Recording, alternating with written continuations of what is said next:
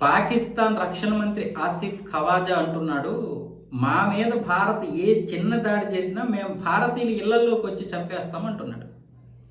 ఇప్పుడు మీకేమనిపిస్తుంది? రారా లంజోడక రారా, నేను చూసుకుందాం రారా అని మీకు అనిపిస్తుంది.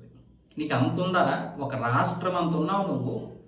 మేము ఒక 10 కోట్ల మంది వస్తే చాలురా నీకు, లేదా మా భారతీయులందరూ యూరిన్ పోస్తే నువ్వు కరిగిపోతావరా అంటారు మీరంటే మనలాంటి వాళ్ళు.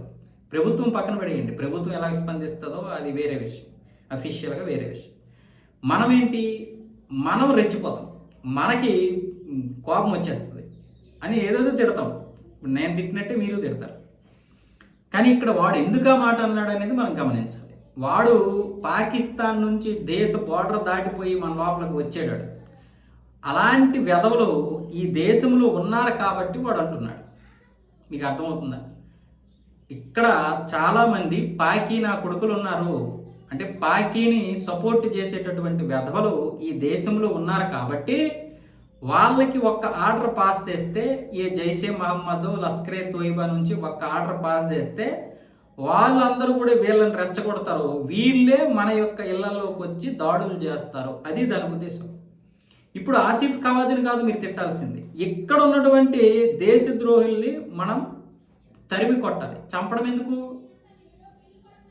పాకిస్తాన్లో పడిస్తే చాలు, దెబ్బకే 4 రోజుల్లోనే అయ్యా మీకు దండం పెడతాం, మేము భారత్కి వచ్చేస్తాం, మేము తప్పు చేసామంటారు. కానీ రానివ్వకూడదు. నాకు అనిపిస్తుంది ఒక్కొక్కసారి ఈ పాకిస్తాన్కి సపోర్ట్ చేసినటువంటి వెధవలందరినీ తీసుకెళ్ళి ఒక పెద్ద విమానంలో ఒక 10 రాత్రుల్లో అందరినీ తీసుకెళ్ళి అక్కడ పడేయాలి.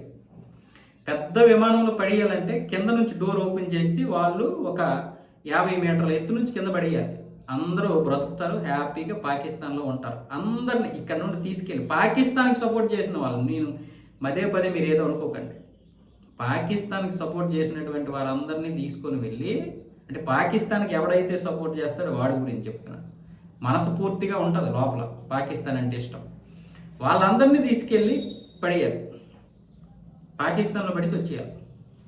ఇంకా విమానం ల్యాండ్ అవ్వదు, విమానం అక్కడే నిల్చొని గాలిలోనే నిల్చోబెట్టి వాళ్ళందరినీ ఒక్కొక్క ఏరియాలో, కరాచీలో కొంతమందిని, ఇస్లామాబాద్లో కొంతమందిని, రావల్పిండిలో కొంతమందిని, అలాగే ఒక్కొక్క ప్రాంతంలో ఒక్కొక్కరిని తీసుకెళ్ళి అంటే ఇంతేసి మందిని తీసుకెళ్ళి పడేయాలి.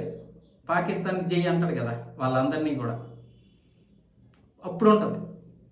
అప్పుడేముంటుంది ఒక్కొక్కడికి? ఇంకెవడైనా అప్పుడు ఆసిఫ్ ఖవాజా లాంటి మాట్లాడుతాడా?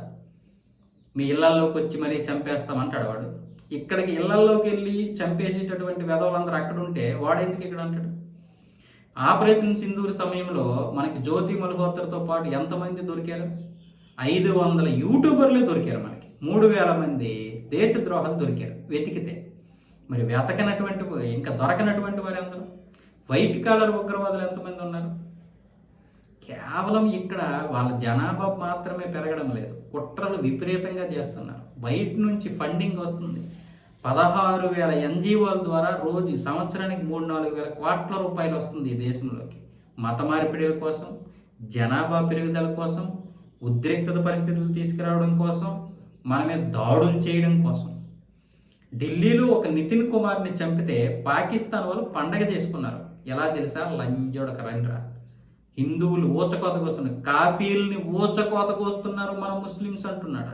ఎందుకంటే ఆ రోజు 20 మంది ముస్లిం కుర్రోలే కదా తరుణ్ కుమార్ని చంపేశారు. పోనీ అది పక్కన పెడదాం. తర్వాత అస్మక్కో ఎవడో వాడి ఫ్రెండ్ని సాక్షాత్తు ఒక ఫ్రెండ్ అయినట్టు పాపానికి ఆ ప్రశాంతనో ఎవరినో మన హిందూ అబ్బాయిని చంపేశాడు. పార్కింగ్లో చిన్న గొడవ వచ్చిందని 5-6 కుర్రోళ్ళు మెడకి ఏదో కట్టేసి అక్కడ రోడ్డు మీద చంపేశారు. వాళ్ళ గుణం ఏంటో చూడండి. ఇది కూడా చూసి వాళ్ళు ఏమంటున్నారు? ఇది పాకిస్తాన్ అంటే. మనం ఇక్కడ ఉన్నా సరే భారత్లో మనం రూల్ చేస్తాం అంటున్నారు వాళ్ళు. అది పాకిస్తాన్ అనేది మనస్తత్వం. మరి ఇక్కడ పాకీలు ఉన్నారా లేరా? మరి ఈ పాకీలు కదా మనం ముందు తన్ని తరమలే. అప్పుడు ఆసిఫ్ ఖవాజాని మనం ఏమైనా చేయొచ్చు. కానీ ఆసిఫ్ ఖవాజు ఇక్కడ పాకీలు లేకపోతే అలా మాట్లాడటం. కాబట్టి ఇప్పుడు ఆసిఫ్ ఖవాజు మీద మన కోపం కాదు, ఆ లంచి కూడా వదిలేయండి. ఇక్కడ ఉన్నటువంటి పేదవాళ్ళని పట్టుకోవాలి, ఇక్కడ ఉన్నటువంటి వారిని పంపించేయాలి. అప్పుడు కదా ఒక్కొక్కడికి గజగజలాడుతుంది. అంటే మూలం, సమస్యకి మూలం ఏందో చూడాలి. మనం మూలం కాకుండా ఏది పడితే అది మాట్లాడిస్తే, ఏది పడితే అది చేస్తామంటే అది ఎప్పటికీ అలాగే ఉంటుంది. వాడు అలాగే అంటాడు, మనం ఇలాగే కోపంగా ఉంటాం. మరి ఇంకేం లేదు.